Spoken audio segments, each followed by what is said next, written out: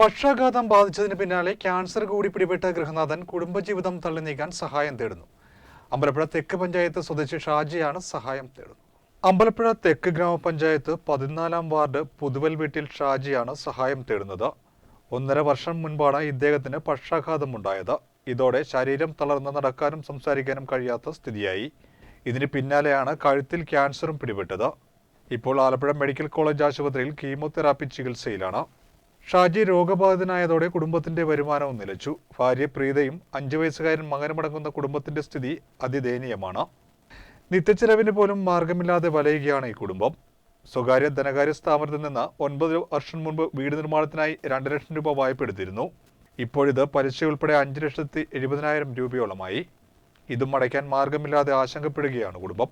ഷാജി രോഗബാധിതനായതോടെ പ്രീത ചെമ്മീൻ peeling ജോലിക്ക് പോയിരുന്നു. ഇപ്പോൾ ഈ ജോലിയുമില്ലാത്തതിനാൽ ഭക്ഷണത്തിനും മരുന്നിനുമായി ബുദ്ധിമുട്ടുകയാണ് കുടുംബം. പ്രീതയുടെ പേരിൽ ഇന്ത്യൻ ബാങ്ക് അമ്പലപ്പുഴ ശാഖയിൽ 6591084212 എന്ന പേരിൽ അക്കൗണ്ട് തുടങ്ങിയിട്ടുണ്ട്. 2 വർഷത്തിന് മുമ്പ് സ്റ്റോക്ക് വന്നിരുന്ന ഒരു വശം തളർന്നിരിക്കുമായിരുന്നു.